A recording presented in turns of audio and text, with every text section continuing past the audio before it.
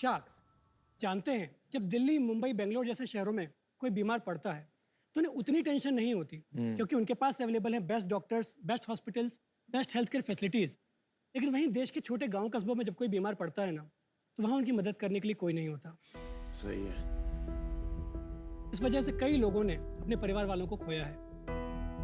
आज जहाँ बड़े शहरों में हर 1 से 2 किलोमीटर पर आपको स्पेशलिस्ट डॉक्टर्स मिल जाते हैं, वहीं इन गाँव कस्बों में 50 से 100 किलोमीटर दूर तक कोई भी proper health care facilities available नहीं है। इस सब के चलते हर साल हमारे देश में 24 लाख लोगों की जान प्रिवेंटेबल हेल्थ केयर कंडीशन से चली जाती है। ये एक बहुत ही बड़ी समस्या है। सही। और उसका सॉल्यूशन लेके हम आए हैं through our health care revolution, Digicure e clinic. Sharks, मैं आकांक्ष टंडन और मैं को-फाउंडर हूँ डिजिक्योर ई क्लिनिक का। नमस्ते शार्क्स, मेरा नाम शोमन बैनर्जी है। I am the project head और हम आए हैं हिंदुस्तान के दिल भोपाल, मध्य प्रदेश से। डिजिक्योर ई क्लिनिक एक टेलीमेडिसिन टेक्नोलॉजी पे आधारित एक स्वास्थ्य केंद्र है जिन्हें हम छोटे कस्बों में ओपन करते हैं, जहां पे हमारे ट्रेन्ड हेल्थ केयर वर्कर्स, जिन्हें हम केयर गिवर्स बुलाते हैं, वहां पे रह के पेशेंट्स को डिजिटली शहर बैठे बड़े डॉक्टर्स के साथ कनेक्ट कराते हैं। हम पेशेंट्स को वहीं digital prescriptions, medicines, lab test, ये सारी फैसिलिटीज वहीं अवेलेबल कराते हैं। इसी के साथ हम पेशेंट्स को एक सब्सक्रिप्शन भी और प्रोवाइड कराते हैं जिसका नाम है सक्षम कार्ड। इस कार्ड की वैल्यू सिर्फ उन्हें ₹1 प्रतिदिन के हिसाब से, जी हाँ, ₹1 प्रतिदिन के हिसाब से पड़ता है। इस कार्ड के साथ पेशेंट्स हमारे क्लिनिक पे आता है और उन्हें फ्री कंसल्टेशंस अवेलेबल कराए जाते हैं। शार्क्स, आज हमारे पास मध्य प्रदेश में 7 ई क्लिनिक्स और 2 मोबाइल ई क्लिनिक्स हैं। कई हॉस्पिटल के टाइप्स के थ्रू हमारे साथ 50 से ज़्यादा डॉक्टर्स जुड़े हुए हैं। अब तक हमने 4000 से ज़्यादा मरीजों का सफल इलाज किया हुआ है। अब बहुत ही जल्द हम नॉर्थ ईस्ट में मिजोरम से अपनी ई क्लिनिक्स की और शुरुआत करने वाले हैं। शार्क्स, हमारा विजन है हम हिंदुस्तान के हर छोटे गांव तक पहुंचे और 100 करोड़ रूरल पॉपुलेशन तक एक अफोर्डेबल, रिलायबल हेल्थ केयर को पहुंचाए ताकि एक भी मौत प्रिवेंटिव हेल्थ कंडीशंस की वजह से ना हो। शार्क्स, हमारा आस्क है 40 लाख रुपए फॉर 4% ऑफ इक्विटी। चलिए शार्क्स, मिलकर इंडिया को बनाते हैं हेल्दी। वाओ, सो आकाश, शोभन, वेलकम शार्क टैंक सीजन 2 में। काफी महत्वपूर्ण मिशन है ये, 24 लाख प्रिवेंटेबल डेथ्स इंडिया में, उनको कम करना। तो आप अपनी जर्नी के पहले थोड़ा बताइए कि आपने कैसे इसकी शुरुआत की। मेरा जन्म एक बहुत छोटे से गांव में मध्य प्रदेश में हुआ था, तो गांव की इन समस्याओं को मैंने बहुत ही पास से देखा और महसूस किया है। जब मड़ियादो में मैं रहता था तो मेरी उम्र उस समय 6-7 साल की रही होगी। तो हमारे घर में एक हाउस हेल्प आती थी, तो उसकी छोटी बच्ची हमारे साथ खेलती थी। तो हम लोग बहुत अच्छे दोस्त थे, बहुत टाइम साथ में स्पेंड करते थे। एक बार जब छुट्टियों में मैं अपनी नानी के घर गया और वापस आया, तो जब वो हाउस हेल्प घर पे दोबारा आई तो पता चला कि उसकी बच्ची साथ में नहीं थी। तो पता चला कि उसे डायरिया हुआ था, वॉमिटिंग वगैरह हो रही थी और उसको उसकी माँ के पास इलाज के लिए पैसे नहीं थे शहर जाने के, और उसकी वजह से उसने अपनी जान गंवानी पड़ी। Oh my God. और इतनी छोटी उम्र में जब ये बात मैंने सुनी तो उसका जो मुझे दिमाग पे इम्पैक्ट पड़ा वो हमेशा आज तक मेरे साथ है। इसलिए जब मैं इसके आगे अगर अपनी बात करूं तो मैं पढ़ाई में काफ़ी अच्छा था। मैं NIT भोपाल में गया ऑल इंडिया एग्जाम क्लियर करके। Wow, amazing. वहाँ से मैंने इलेक्ट्रॉनिक्स एंड कम्युनिकेशन इंजीनियरिंग में बीटेक किया है। उसके बाद जो एक मिडिल क्लास का ड्रीम होता है government job, again there was an all India exam for BHEL which is a government PSU। उसका ऑल इंडिया एग्जाम मैंने क्रैक किया। Then I got posted in Bangalore. Again ये मुझे कहीं ना कहीं चीज़ कचोट रही थी कि यहाँ मैं लाखों की भीड़ में एक हूँ, क्या मैं ऐसा कुछ कर सकता हूँ जिससे मैं लाखों लोगों पे एक्चुअली पॉजिटिवली इम्पैक्ट कर सकूँ। मैं जिस फैमिली से मैं पल बढ़ के आया हूँ वहाँ से किसी ने आज तक कभी कोई बिजनेस नहीं किया है। उनके लिए नौकरी सब कुछ होती है, सरकारी नौकरी तो इज़ द पीक। वो छोड़ना काफ़ी डिफिकल्ट डिसीजन था। यहाँ फिर मैंने अपने जो मेरे 2 और को-फाउंडर्स हैं, they are also my college batchmates, तो इमीडिएटली हम लोगों के कॉर्ड्स हिट हो गए कि हाँ यार ये चीज़ करते हैं। तो उसमें से एक को फाउंडर जो था उसने बीटेक के बाद यूएस जाके एमएसपी किया है। क्या नाम है इन उनका? Computer science, Saket Asati. अच्छा, and he has worked in health tech there also for 3 to 4 years। तो he is taking care of all the technology जो हमने इसमें बनाई हुई है। And other co founder is उन्होंने 5 साल आईटी एमएनसीज में काम किया हुआ है। तो सबने जॉब छोड़ी है, सब जॉब छोड़ इन्होंने दी। जॉब छोड़ दी। We didn't want a fallback option. ये जितना बड़ा प्रॉब्लम है हाँ जी, इसको एज अ साइड हसल नहीं कर सकते, ऐसा मेरा मानना है। बात तो अच्छी है, सोच भी अच्छी है। लेकिन फिर आपकी इक्विटी स्प्लिट क्या है आपके तीनों के बीच में? अंकुर के पास अभी 55% इक्विटी है। 55%। और आपके पास? मेरे पास 30% इक्विटी है। साकेत? साकेत के पास अभी इसमें 15% इक्विटी है। तो घर कैसे चल रहा है? यानी इनकम सेविंग हो गई है तीनों की काफी? मेरी वाइफ काम करती है, तो मेरा घर तो अभी उसी से चल रहा है। I am not taking any salary. Your first investor actually. कितना पैसा लगा चुके हैं आप तीनों? अब तक हम लोग 60 लाख रुपए लगा चुके हैं। आपके कितने सब्सक्रिप्शन है पहले ये बताइए। अभी 1800। तो 1800 मतलब 200 और 300 रुपए लगाएं तो कितना हो जाता है साल का? 5.5 लाख रुपए के आसपास, 5.5 6 लाख। तो उससे तो धंधा बन नहीं सकता है। तो आपका धंधा बनता है, एक तो आपके फार्मेसी से, हाँ जी। दूसरा जो हॉस्पिटल से कमीशन मिलता है, तीसरा जो लैब से कमीशन मिलता है। हॉस्पिटल से कमीशन नहीं, कमीशन नहीं हॉस्पिटल मिलता से कमीशन नहीं। कि कंसल्टेशन के बदले they get patients from our e clinics, and जो हमको अलग से सर्विसेज दे रहे हैं उनकी मार्केटिंग एक्टिविटीज कराने की, कैंप अरेंज कराने के लिए, उसके लिए we charge them around 1.5 to 2 lakh rupees. और लैब टेस्ट पे कमीशन मिलता है कि नहीं? लैब टेस्ट पे हमें अराउंड 50 से 60% का कमीशन है। टोटल रेवेन्यू बताइए, फिर वो यूनिट इकोनॉमिक्स बताइए। FY22 का बताइए। हमने जनवरी 22 से स्टार्ट किया है विद दिस सक्षम कार्ड। तो अभी तक हमने 12,20,000 का रेवेन्यू जनरेट किया है। पिछले महीने हमारा टोटल रेवेन्यू था 4 लाख रुपए। उसमें से 2 लाख रुपए हमें हॉस्पिटल से मिला था फॉर मार्केटिंग। अराउंड 90,000 रुपए हमें मिला था सक्षम कार्ड के सेल से। 60,000 रुपए हमें मिला था दवाइयों के सेल से। और 40,000 रुपए के आसपास हमें मिला था पैथोलॉजी टेस्ट। तो एक आउटलेट के इकोनॉमिक्स क्या होंगे? 5-6 हज़ार रुपए का रेंट लगता है। 10 से 12 हज़ार रुपए में हमें केयर गिवर मिल जाता है। वन टाइम कैपेक्स जो है वो लगभग 2 लाख रुपए के आसपास आता है। इनकम कितनी होगी पर आउटलेट? जो हमारा सबसे मेच्योर आउटलेट है उसकी इनकम आज 80,000 रुपए है per month? Per month. What is your biggest challenge? सबसे बड़ा चैलेंज क्या आ रहा है आपको? सबसे बड़ा चैलेंज सर है अवेयरनेस एंड क्रिएटिंग ट्रस्ट। गांव के लोग आसानी से ट्रस्ट नहीं करते। ये फिजिकल सेटअप भी हमें इसलिए खोलना पड़ा है ना, अदरवाइज हम चाहते लोगों को एक बैग दे दें तो हमारा एक हेल्थ केयर वर्कर ही पूरे में एक मोबाइल क्लिनिक की तरह घूम सकता है। अभी हॉस्पिटल्स आपको डॉक्टर्स का चार्ज नहीं करते इस भरोसे पे कि उनको लीड मिल जाएगी जिससे उनको बिजनेस मिल जाएगा। हाँ। Eventually it will drive wrong behaviour. हाँ। वो डॉक्टर के ऊपर प्रेशर बनाएगा हॉस्पिटल की, भाई तू लेके आ किसी को यहाँ पे, मेरा तो निकल ही नहीं रहा है।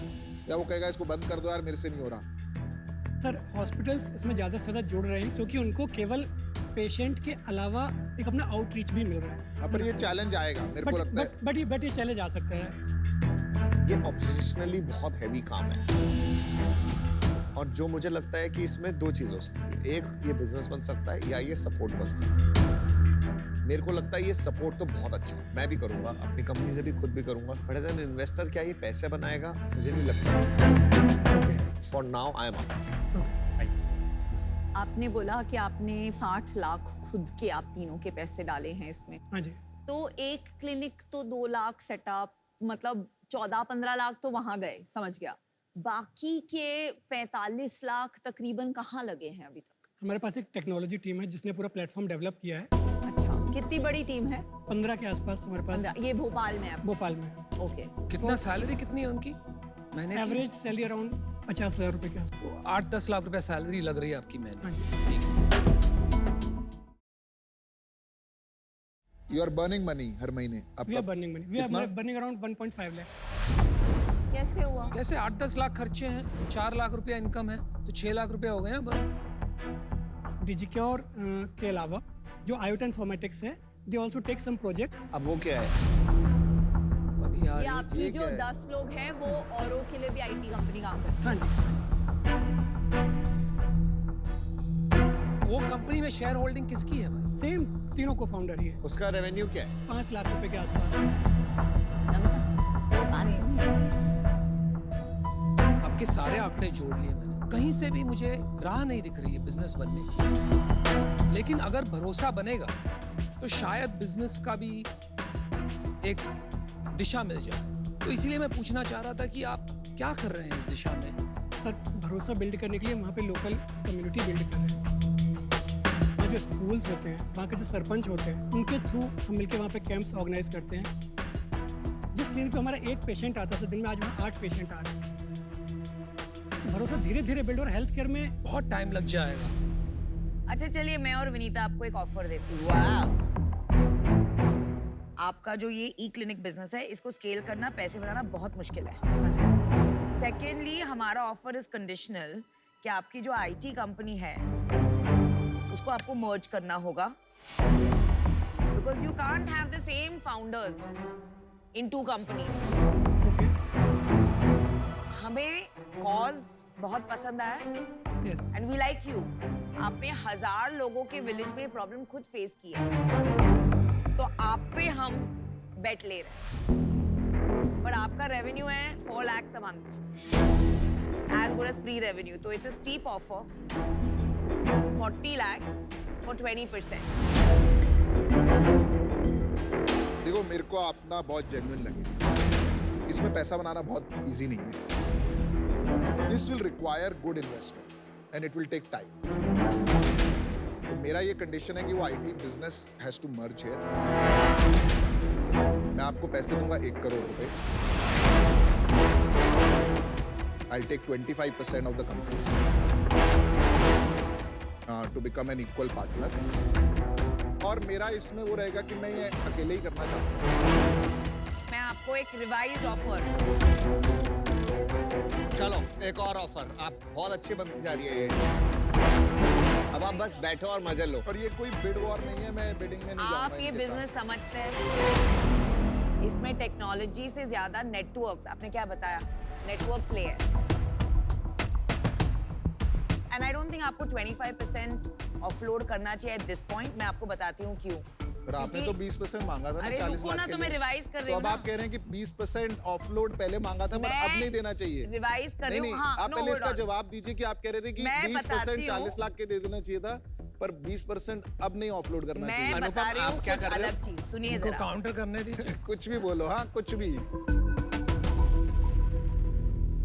जब आप स्केल करेंगे, आपको और इन्वेस्टर्स लगेंगे, तो आपको फंड रेजिंग करना पड़ेगा इन द फ्यूचर। तो मैं और विनीता हमारा ऑफर रिवाइज कर रहे हैं, 40 लाख फॉर 15%। वाओ। और मैं आपको एक चीज और बताना चाहता हूँ, no offence to Namita and the medical profession, पर डिसरप्शन जो है ना मेडिकल इंडस्ट्री में, ये ऐसे नहीं आएगा।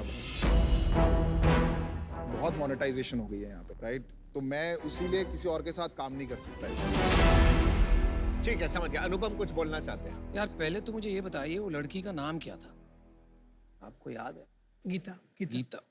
अब मेरी बात सुनिए, मुझे लगता है आप प्री प्रोडक्ट मार्केट फिट, तो अभी बिजनेस ढूंढना है, लेकिन उद्देश्य बहुत अच्छा है।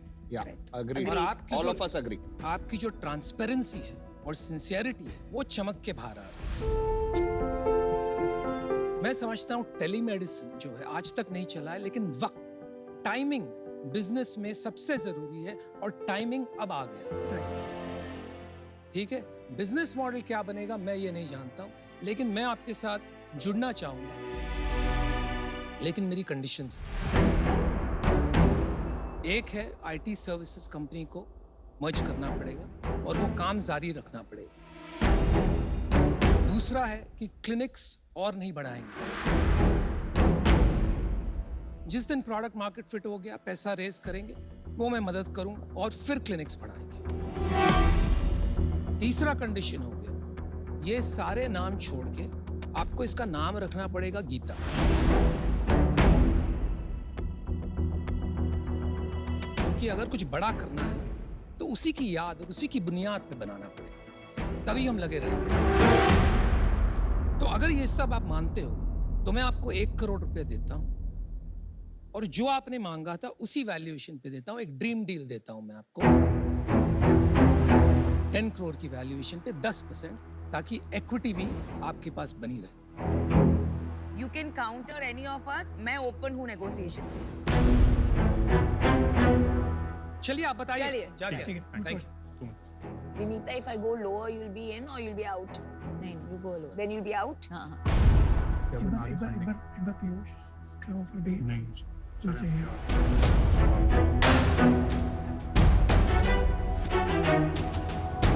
बहुत ही बढ़िया रोमांचक मैं आपके हाथ खुल गए क्या वैसे ये क्या है enjoy ये? कर रहे हैं?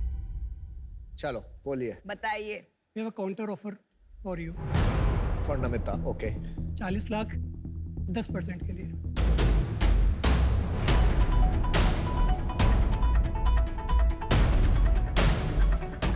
चलो, you know what? मुझे आपके साथ विनीता out है। negotiate नहीं कर. विनीता out। Vinita's out. आप काम ही नहीं समझ पाए हो यार मुझे आपके ये साथ technology negotiate का करना. एक अरे, एक सेकंड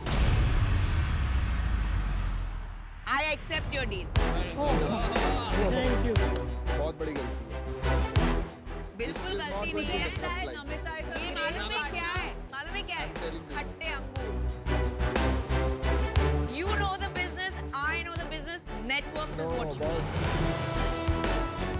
भाई एक this काम is a कर great देना call. एक काम कर देना प्लीज नाम गीता क्लिनिक्स रख दो बिल्कुल नहीं. ये रखो. दिल से गीता को याद करेंगे. ठीक है? We'll make this big. We'll make it. चलिए Very best of good. luck. Very good.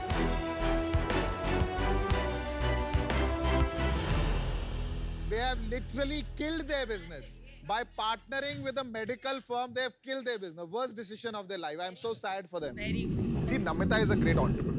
क्या है जब आप किसी चीज को डिसरप्ट करना चाहते हैं, ये एक प्रॉब्लम है जो सालों से सॉल्व नहीं हुई है, तो आपको एक नॉन लीनियर थिंकिंग चाहिए.